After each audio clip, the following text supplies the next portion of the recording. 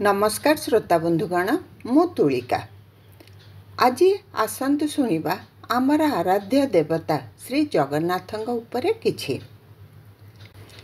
श्री जगन्नाथ ओडिया जाति और जनमानसर प्राणकेन्द्र। से आमर आध्यात्मिक धार्मिक मार्मिक और मानसिक भावधारा को अनादि कालरू आच्छन्न करी रखिछन्ति। से एकाधारे परम भागवत सत्तार परिपूर्ण परिप्रकाश एवं परिवारर अंतरंग सदस्य मध्य। आमे तांको पूजा अर्चना और प्रार्थना करूँ एवं ता सांगको निजर अति परिचित संपर्कीय भावे तांको सांगरे वार्तालाप भी करूँ और मन खोली सबु अली अर्दली तांको पाखे प्रकाश करूँ। जेते थर तांको स्वचक्षुरे बा मानस चक्षुरे देखिले मध्य आउ थरे देखिबार दुर्बार आकांक्षा हृदय और मन भितर पुनर्बार जाग्रत हुए। आउ तांको कथा कौन बा कहिबा। स्कंद पुराण अंतर्गत उत्कल खंडर प्रथम अध्यायर तृतीय श्लोक रे उल्लेख अछि जे परम पावन श्री पुरुषोत्तम नामक सुमहान क्षेत्र रे लक्ष्मीकांत श्री नारायण मानवीय लीलार परिप्रकाश पाई दारुमय कलेवर धारण पूर्वक विराजमान करिछन्ति। श्री जगन्नाथଙ୍କ मुखारविंद दर्शन निमित्त सकल ओडिया व्याकुल। ओडिया जातीय जीवनर चिंता और चेतनारे शयने स्वपने और जागरणे श्री जगन्नाथଙ୍କ स्थिति गभीर भावे अनुभूत होइथाय। ब्रह्म विचार रे से अव्यक्त अचिंत्य अज्ञेय और अवर्णनीय हेले हैं ओडिया चेतना रे से रक्त मांस देही मनुष्य।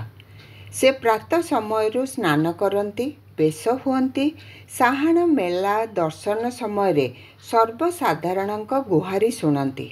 सकाळ जलपान करती जहाँकि गोपाल वल्लभ नाम जना। 56 पौटी भोग नैवेद्य सहित चंदन लगी मध्य हुअन्ति। से राति रे बड़ सिंहार बेशरे भूषित हुअन्ति और परिशेष रे पहुड़े निद्रा जाती। एही नित्य नैमित्तिक कर्ममान तांकठारे अनुष्ठित हेउथिबा जोगु पुराण शास्त्र मानकरे एहा दारु ब्रह्मंक मानवीय लीला बोली वर्णित होइछि। एपरिकी जोड़ा आषाढ़ बा मल मासरे तांकर नूतन कलेवर और घट परिवर्तन मध्य होइथाय। एही अलौकिक दिव्य लीला दारु ब्रह्मरूपी साक्षात जीवंत ठाकुरंक ठारे स्मरणातीत कालरू संगठित होई आसुछि। विश्वरे मानववाद को सुप्रतिष्ठित करने निमित्त एही दारव लीला हेउछि तांकर स्वयं लीला। दारु ब्रह्मंकर असंख्य नाम मध्यरु जगन्नाथ नामटीर वैशिष्ट्य मूल्यबोध और महनीयता अवर्णनीय। पंडित तथा विद्वान माने जगन्नाथ विष्णुंकर एक गुणवाचक शब्द बोली अभिहित करिछन्ति। नीलमाधव विग्रह अंतर्धान पर दारु ब्रह्मरूपी चतुर्धा विग्रह रत्न सिंहासन रे ब्रह्मा और अन्यान्य महर्षिंक उपस्थिति रे अधिष्ठित हेबा समय रे प्रजापति ब्रह्मांक मंत्र महिमा द्वारा श्री जगन्नाथ साक्षात भीषण उग्रभाव नृसिंह रूपरे आविर्भूत हेले। एही भयंकर रूप को देखि सेठारे उपस्थित महाराजा इंद्रद्युम्न भीतत्रस्त होई जाइथिले। नारदंक जिज्ञासा प्रकारे ब्रह्मा प्रकाश करिथिले जे हे नारद, मूढ़ लोक माने साक्षात ब्रह्मरूपी एही जगन्नाथ देवंकु दारुमय भावी अवज्ञा करिवे।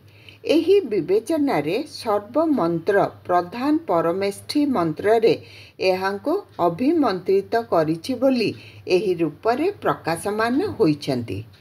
एही दारुमयी विग्रह को साधारण प्रतिमा बोली जेपरि केही न भाविबे सेथिपाई तांकर एही लीला। से सर्व दुख खंडन करी अखंड दिव्य आनंद प्रदान करती बोली से साक्षात परम ब्रह्माकृति। पंचसखांक मतरे रत्न सिंहासन रे प्रतिष्ठित चतुर्धा विग्रहंक मध्यरु जगन्नाथ मूर्ति अत्यंत रहस्यमय और गुप्त अटंती। से एकाकी समस्त चिंतन चक्रर अव्यक्त मूलाधार यह निसंदेह अटे। श्री जगन्नाथ महाप्रभुଙ୍କ राशि हेउची रोहिणी वृष। ओं क्लीं कृष्णाय गोविंदाय गोपीजन वल्लभाय नमः। एही अष्टादशाक्षर मंत्र रे बा राज मंत्र रे श्री जगन्नाथ को पूजा करा जाए। श्री जगन्नाथ कपाल देश रे सुशोभित रत्नचितारे ब्रह्म ज्योति हीरा खचित होइछि। सातटी बेढ़रे थिबा एही रत्नचितारे हीरा नीला माणिक्य पाना और ओपाल खंजा जाइछि। गुप्त गीतार तथ्य अनुजाई श्री जगन्नाथ हेउचंती यजुर्वेद और पीत वर्णर। तांकर बीज मंत्र हेउची क्लीं। जगन्नाथ चरित्रामृत ग्रंथर वर्णना अनुजाई श्री जगन्नाथ परम ब्रह्म अटंती। भूशक्ति और सुशक्ति नीलाचल होइअछि। सुशक्ति हेउची श्री जगन्नाथ और भूशक्ति हेउचियंती श्री बलभद्र। स्कंद पुराणर उल्लेख प्रकारे श्री जगन्नाथଙ୍କ उच्चता 84 जब माने 7 फुट। से चक्राकृति और मेघ श्याम वर्ण अटंती। एठारे दारुमय कलेवर एवं मानुष लीला ए दुईटी गुरुत्वपूर्ण।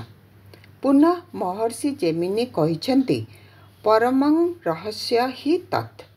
पुरुषोत्तम क्षेत्र परम रहस्यात्मक क्षेत्र, कारण यह भगवानଙ୍କ बपु सदृश, सुतरां सर्वापेक्षा श्रेष्ठत्व लाभ करिछि।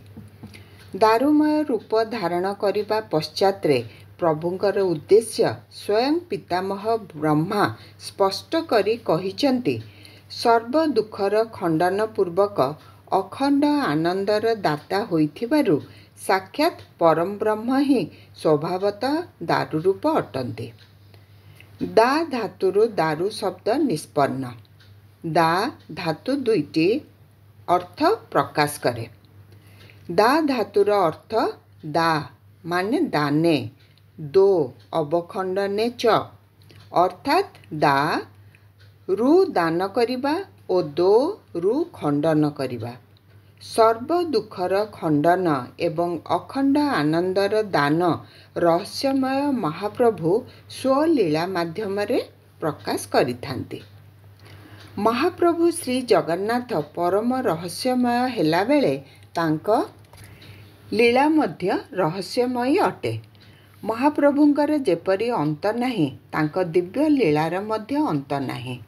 लीलामय स्वयंभू भगवान श्री जगन्नाथ ही लीला रूप अटंती। तांकर द्रव्य कर्म एवं गुण द्वारा ही लीलार प्रदर्शन हुए।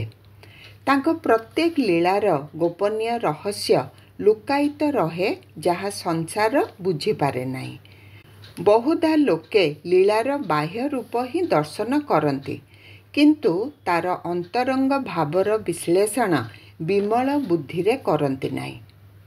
निज निज भावना अनुसारे केही सगुणरे केही निर्गुणरे प्रभुंकर दिव्य लीलार संदर्शन करती। आध्यात्मवादी आत्मारे, प्रगतिवादी जगतरे, मायावादी मायारे, दैत्यवादी दैत्यरे, शून्यवादी शून्यरे, अनीश्वर जड़वादी जड़ जगतरे, अद्वैतवादी ब्रह्मरे और प्रेमवादी केवल प्रेमरे ही लीलार अनुसंधान करते। सगुण साकार रूपरे जेतेबेले महाप्रभु माया संसार रे अवतरित हुअन्ति, सेतेबेले से निजर औदार्य माधुर्य लीला सह ऐश्वर्य लीलार परिप्रकाश करती, जद्वारा तांकर भगवत्ता ज्ञात हुए।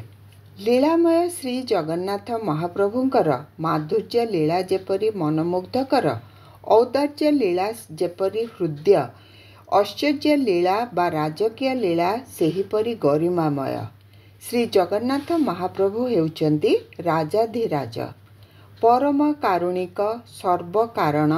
कारण महाप्रभु श्री जगन्नाथ अव्यक्त होई मध्य से दारु स्वरूपरे कुंभ कटक नीलाचल धामरे अभिव्यक्त। ईश्वर रूपरे समस्त प्राणीक हृदय अधिष्ठित होई जंत्रारूढ़ पुत्तलिका सदृश ମାୟା ଦ୍ୱାରା ସେ ସମସ୍ତଙ୍କୁ ଭ୍ରମଣ କରାଉଛନ୍ତି।